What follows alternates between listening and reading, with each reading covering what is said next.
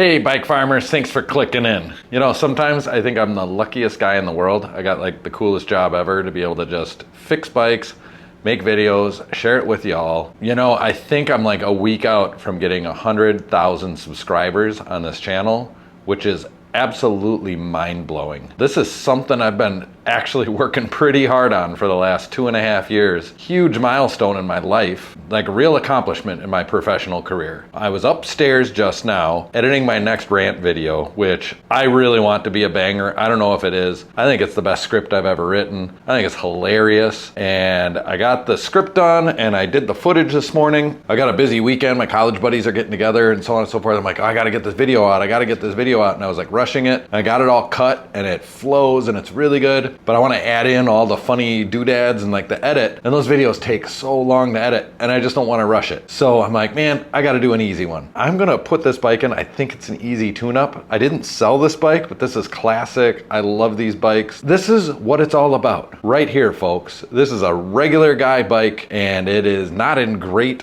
rideable condition right now, but there's nothing wrong with this bike at all. It just needs a little bit of service. And so I'm gonna show you and just kind of talk about how simple this whole thing can be if we just let it be simple and enjoy what we've got while we got it. I don't know, it's like a gratitude video or something. Yeah, I was just up there talking to my daughter and I'm like, Ruby, I don't know what to do. I got this video idea. She's like, just go make the damn video. Thank you for clicking in. You kick back and relax. I'm gonna get started.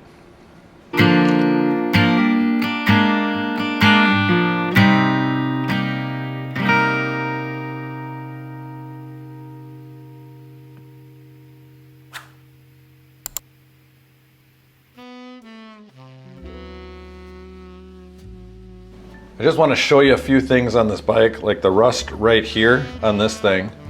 Notice that right away. The problem is that the main issue that it was brought in for was a rusty chain, but I already sprayed it and it's not rusty anymore, so I can't show you that. Maybe down there you can see how rusty that kickstand bolt is. You know, this bike has been left outside, methinks. And if you look back here on the freewheel, you can see it's rusty. It's all surface rust. And I guess you can still see some of that rust on the chain. But the guy was like, I was like, oh, $100 tune-up. And he's like, it doesn't need a new chain? I'm like, no, I think that's surface rust. And we just spray it and it'll be good to go. So the other day I sprayed it just to see if it was true. And it is. Like, we don't need to replace that chain. Like, that doesn't bother me. So it was just spray the chain, do a little bit of that, and you're good to go. And right away, the way I always check the blood pressure of a bicycle is I squeeze the rear brake and you can see how slow and gooey and like those pads really aren't hitting square. They feel like total garbage. I squeezed that rear brake lever and I said to the guy, I'm like, did you get this bike here? And he said, no, I got it somewhere else. And I was like, okay, good, because I don't, usually when I get my bikes back, they're not like this. So that was good to hear. And along those same lines, to toot my own horn, I would never assemble a bike and have a brake pad not hitting the rim like that. I mean, it's unacceptable in my opinion. So glad he brought it in because we can just button this stuff up. Here's some more evidence of a bike that's not being stored indoors. But this noodle is all rusty. You know, a little bit of tri-flow on it will kind of keep that rust at bay. It's not the end of the world. So this is the last great giant Cypress made. I think the geometry is really good. They put the big fat 45C tires on it, so it's really a stable bike. And what I like, it's the entry-level one. It's got the rim brakes still.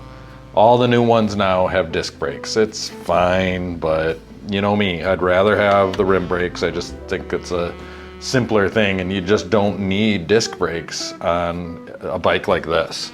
You know, and these are just way easier to deal with, and you can cobble them together with garage sale bikes if you have to, you know, I like that. But per the usual, would disconnect the brake and pop these wheels off. Here, this is annoying. You know, you can't get at this lever because it's up against the frame. Like, you know, you can't grab it. It renders it useless. The whole idea with a quick release lever is you don't need a tool. So I usually find a tire lever to stick back in there, get it out so you can grab it. Yeah, you can see all that corrosion, dust and stuff.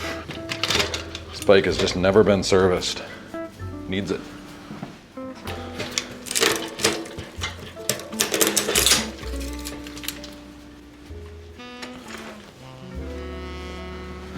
This bike has no front derailleur. Also, I like that. You can just loosen up your cable here. Get that all flippity flappity. And take our bottle of Tri-Flow and lube our cables. I firmly believe anyone can do this at home. You know, that was Bob Ross's whole thing. He's like, you know, it doesn't matter if you do a good job or not, as long as you get out the paints, you know, get the stuff you need, grab a bike, grab a canvas, follow along at home if you have to, and go for it. Anything you do is probably better than not doing it. And you might discover something along the way. A new passion for bicycles that will consume the rest of your life and ruin every other job you ever do anywhere. The other thing that's been happening is, you know, this summer, those of you that follow along in real time, I got back into golf and competitively, and I really I've dove in, got really good and had some success on the golf course in tournaments and whatever, and my game seems to have disappeared. I've been in a real slump, and just the last 2 days, I'm like, I need to take a break. I want to get back into the bikes. So that's happening. Doing a little soul searching, a little minor soul searching this week. And it's like the first week in, I don't know how long, like since I started the channel, that I didn't get 2 videos out. Ugh. Get that tag off of there. And I honestly like might only, well, this will be like, last one I dropped was on Saturday. Hopefully this one drops Friday morning or Saturday, probably Friday morning for members. There's a, if you want to get the videos early, join the channel as a monthly sustaining member. You know, so I'm off schedule. But that's because I thought I was going to be dropping this banger that I just couldn't get done. It's a real creative process. I mean, it honestly is. Like, it takes a lot out of me. I mean, there were some mornings where I sat down to write, and I was there for 2 hours, and I got like 6 sentences done. You know, it's got to be perfect. I guess we have a nice little rant stand segue there. You know, I do have a very profound appreciation for good writing. I have a degree in English, literature, and creative writing, a bachelor degree. Actually, it's a BS in science, heavy on the BS, if you know what I'm saying. And so I was gonna be like a scientist and engineer or whatever, but I got into these English classes and really love it. Oh boy, so there's a problem. What's going on there? Hub might be a little tight. That's usually what happens when it rolls out of the stand like that. We'll take a closer look. Huge Bob Dylan fan, you know, just best songwriter ever. I love all the good songwriters, singer-songwriters. Man, they have more air in these tires than anyone has ever put air in tires before them. That was good talking right there. Good words. So it just makes sense that I would marry a writer. My wife is a writer. She's written a novel. You can link in the description. You can buy it on Amazon, and she'll make a couple bucks on that. Actually, if you buy the Kindle, she makes more than if you buy the real book. Isn't that weird? Publishing industry is messed up. But that kind of actually makes sense, because the Kindle is just intellectual property. It's digital, and it costs money to make all that paper and print and ship and all that. So books are more expensive, and you don't make as much. But anyway, when I do the scripted rant videos, which I haven't done one in a year, first of all, it's like, I'm kind of mean. I play the stupid asshole, right? You know, or the mean asshole, bike shop asshole. Not stupid, more like smug turd, which is why I have my smug turd t-shirt on right now. But it's fun for me because I try to get really creative with the writing and clever. And it's kind of like Daniel Tosh, George Carlin, or the Regular Car Review guys. If you watch that channel, Regular Car Reviews, that guy's English teacher. He's a writer of some sort too, you know, and like that's part of it for him is the writing of the scripts. You know, he reviews regular cars, just average Joe 2015 Hyundai Sonata, and he'll like review it, and it's all snarky, you know, smug, judgmental, hilarious, you know, cynical, satire kind of humor. All stuff that I love. You know, I love that kind of humor, and you know, just making fun of shit. He's really good at it, and so that's what these videos are like. So I do take pride in that work, and it's a creative process. And it can take a long time to produce those videos, which is why I don't do it. Whereas doing a bike video like this, I can just yap and wrench and get some work done. And you know, these are easy to cut together videos, and you guys watch them, they do well. So it's bread and butter, you know, pay the bills kind of stuff, which I'm kind of in that zone right now. I also am so stinking close to that 100,000 subs that I just want it. I want the win. Mainly because the golf game's been struggling, right?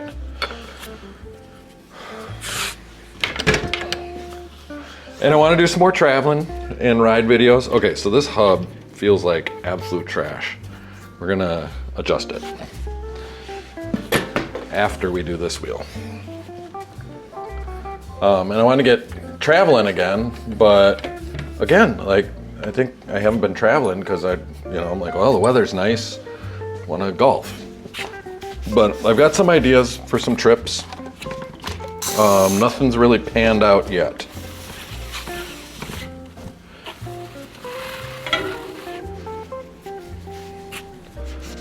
Possibly Europe.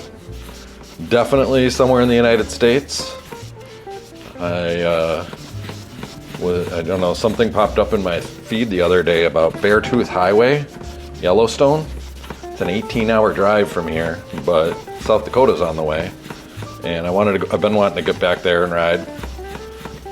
It's August 7th, and mid-September is like my favorite time to travel. So I got like, you know, a month to kind of figure out some sort of road trippy kind of thing. Then if I fly to Europe, it'll be for a week or 10 days. I have someone I can stay with there, and it gets pretty cheap once I get there. Just had a viewer send me a Surly bike frame in a travel box. So I have a new travel box, which is awesome. Got some cool bike projects coming up. But anyway, I have a profound respect for the written word, and I take it very seriously. So when I write, I want it to be right. And it drives me nuts in the comments when you guys don't use punctuation and it's wrong and you're all know-it-alls, and like you have these big long paragraphs and it's just like terrible grammar and misspellings, and I'm like, you don't care. You know what I mean? Like, why would I take you seriously? How can I respect you if you don't even respect me enough to get it right? Is that elitist of me? You know? And who the fuck cares if it is? Like, I respect that, and I'm not gonna not respect it just because the masses have been dumbed down by illiterate presidents. You know? President of the United States does that with his posts, you know?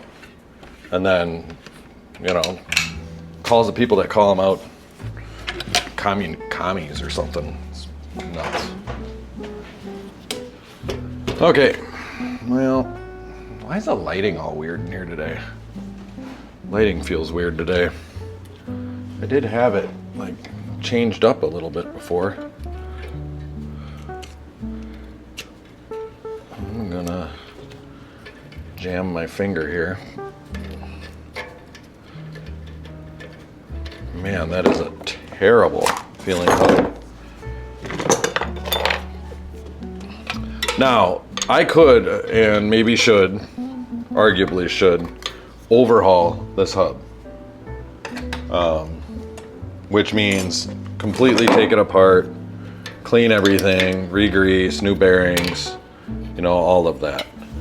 But I don't think this customer is going to notice the difference. And it's just not that fancy of a bike. It doesn't need it. It's a little overkill for that bike. So I'm just gonna loosen it a little bit get it feeling way more better, hey? So that's pretty good right there.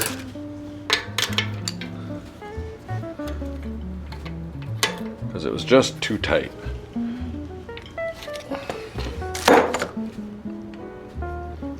Okay, so that's a little too loose. Then the cheater method is you get a wrench on one side and a wrench on the other, and you just tighten everything together. And we're gonna leave a little bit of play in here, a little bit of a wiggle, and then the quick release skewer is gonna compress everything together. Now, the skewer doesn't actually compress it. It's the nuts at the end of the skewer. The skewer is actually stretching, but the nuts are pushing inward and squeezing that whole system together. If you watch the video before this one, there's a nice rant about the millwright in the comments that was all know-it-all-y about it, and he was half right. It was the half-right millwright, which is very Larry David. Half-right millwright. It's very Seinfeld. And I've been rewatching Curb Your Enthusiasm. Now that's funny. So I think it's the funniest show. I love that show. Love Larry David's humor too. So there we go. Wheels are done.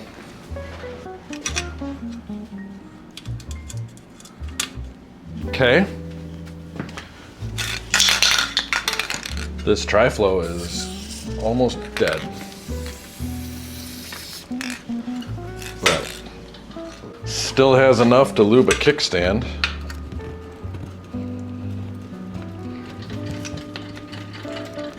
Get that guy in there.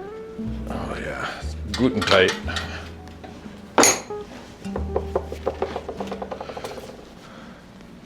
Best bike polish ever. Actually, the best is the Surefine stuff, but that's only available at the Hy-Vees in Madison. I'm not gonna go all the way for it. Behold works good enough for who it's for. It's the cheapest stuff. Just get the cheapest furniture polish you can.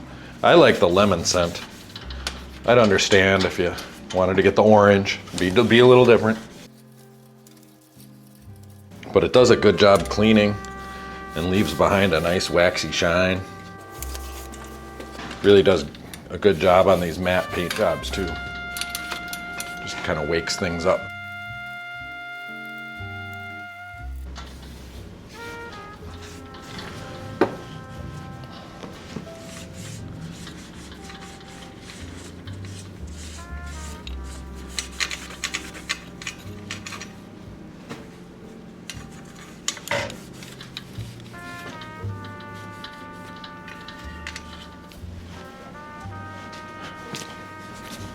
Alright, these brakes are gonna require some work. We might as well give them a fighting chance. Squirt some lube in there down the post, and then if you wiggle it just a little bit.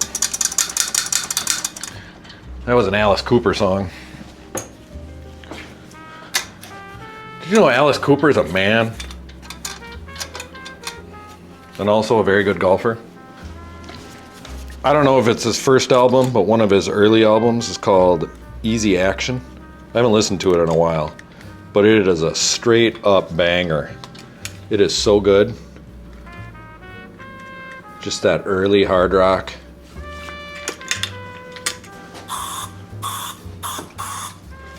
There's a band that opens for Dinosaur Jr. sometimes. That's how I learned about them. And I saw that they are doing it again. They're called Easy Action. I can't remember who the front man is, but he is a trip. And they bring it. I mean, just a rockin' show too. A great opening act.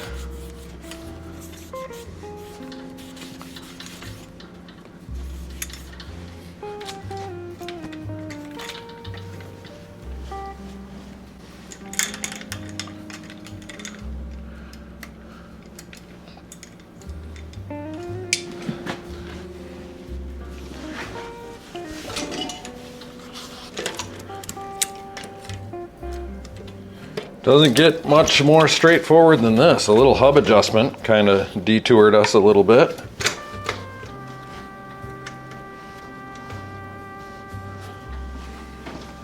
Gotta move this. And get behind it. There we go. That's the angle I need, right there.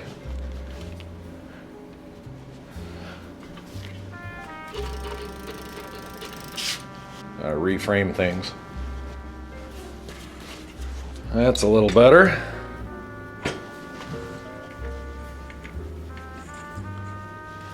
Yeah, you know, I'm a giant dealer. I haven't ordered new bikes in a long time, and my sales rep quit at the beginning of this year, and I haven't bought any bikes and haven't heard from anybody. And just randomly today, the new sales rep showed up, and I was wearing my my smug turd t-shirt, and I told him, I'm a smug turd on YouTube now, and it makes more money than the bikes. So why would I sell giant bikes? But honestly, I would. I'd sell the crap out of these things. I'd sell them all day long to a million people if I, you know, had someone local that could work full time and, you know, really have a go at it with me. That's easier said than done. You can hear the compressor going off in the other room.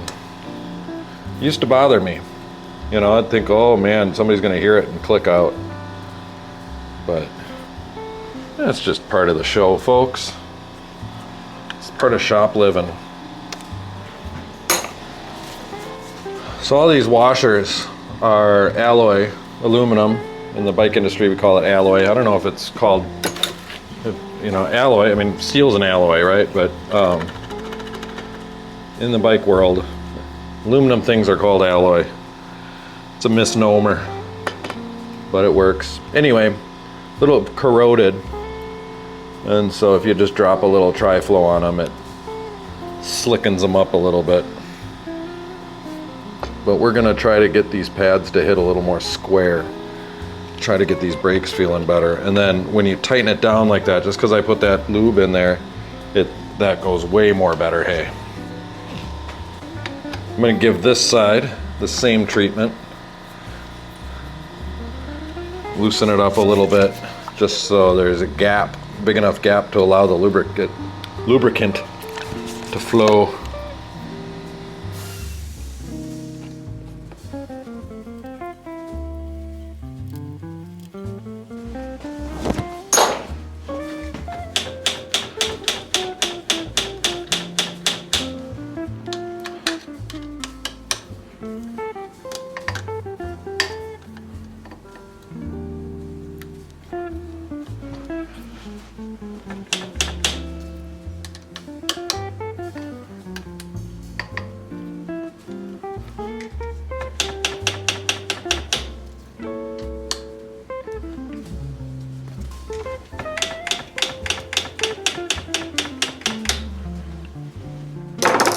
That's perfect. I mean, it just needed to be tightened, but that is, I don't know, 4,000 times better than it was when they brought it in.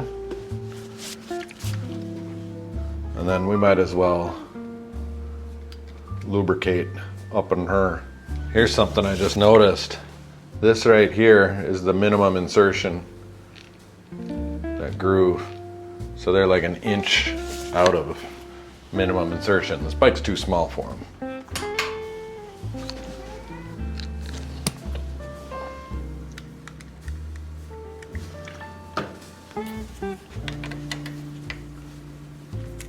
Okay, so this is wrong, and I just happened to notice it was in here like this, where it was like washer, then convex, then concave, but it's got to go convex, concave, washer. So that's going to be way more better, hey? Then you can take the linear spring out, and then theoretically the spring on the other side will hold that pad against the rim. But the cable's not tight enough, or something not tight enough.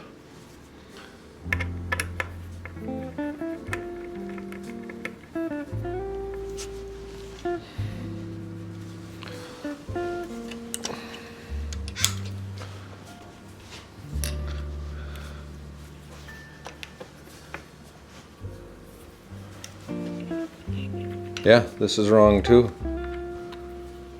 You know?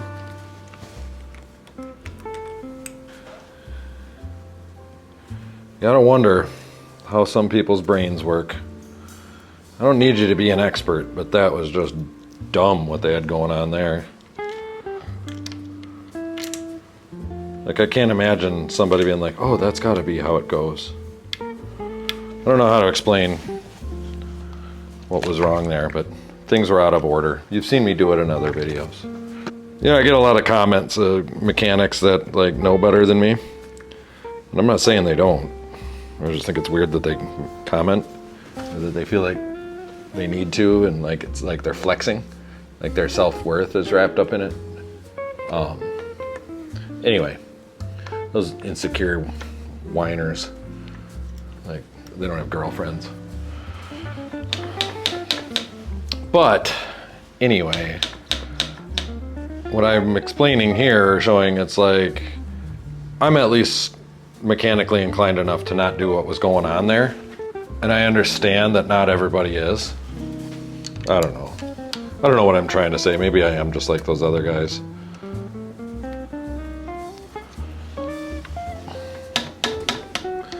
Nobody's perfect. I'm pretty close, but I mean, I'm closer to perfect than most of you, I presume. But not just exactly perfect, like you commenters out there. Oh man, I mean, this guy is really getting his money's worth for $100. This is a totally different bike. I mean, it could be a mind-blowing transformation for this guy. It's entirely possible that I am the greatest thing that's ever happened to this guy. I would think. I mean, bro just got bike farmered. No turn.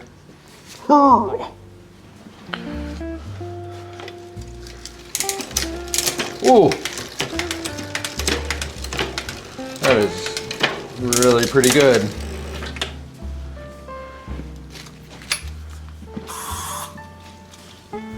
Oh my God, I just got Behold all over the rim. What a hack. Bike will never stop again. I'm gonna smush it right in so it's in there forever.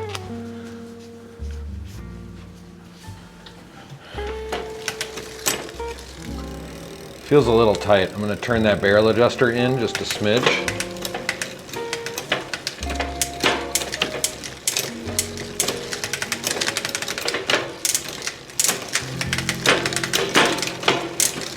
Woo! That is a finely tuned machine. Just a 7-speed here, folks. That's all you need.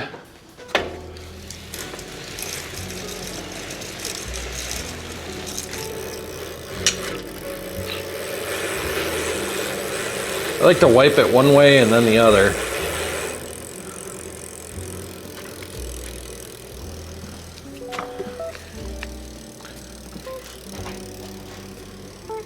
Now with my own bikes, I lube like this.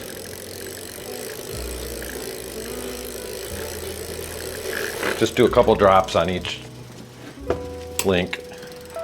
And then I go through and I go whoop. That's it. Lubered. Old Lubricate.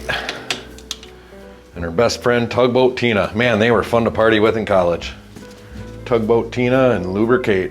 Whew, what a pair. They'd get freaky. They're the type to go to be in like the roller derby and hang out at bike shops. You know what I'm talking about. There's like 3 of you out there that are into that. Well, that was fun, guys. Thanks for joining me on that easy little bike journey. You know, I said for many, many, many years, I like fixing them more than I like riding them. And it was actually kind of pleasant and rewarding and gratifying and satisfying to just come down here, It's in the afternoon. You guys know I don't like to work in the afternoon. It's 5:35, it's evening. But it was nice to come down here and fix a bike. I feel like I got something done, help a guy out. I'm grateful for all of your attention and the success of this channel. It has changed my life. It's what I like doing with my life. I really do. And yeah, without you guys watching, I wouldn't be able to do it. So thank you. That's all I can ask. Well, I can ask for more. There's more you can do. You can like if you haven't already, subscribe if you think you should. And so the subscriber count is actually just a vanity metric. It doesn't really pay the bills or anything like that. Like obviously it all is linked together and whatever. But what really counts is revenue dollars. And so watching the videos all the way through, I get more AdSense money. But a more direct way to support all of the creators is with the Super Thanks button. You can just click that and send money directly to me. It's almost like Venmoing me money, only I just get paid once a month and it's taxed. And so you can Super Thanks or join the channel as a monthly sustaining member.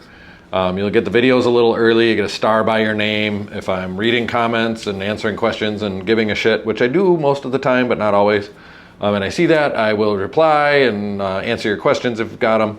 And that helps too, getting that membership level up. If I can be making, $500, $1,000 a month that way, that's really nice to just be able to depend on that. Help, offset the payment on the Lamborghini. But for yourself, you can click the notification bell so you and your bikes can stay tuned.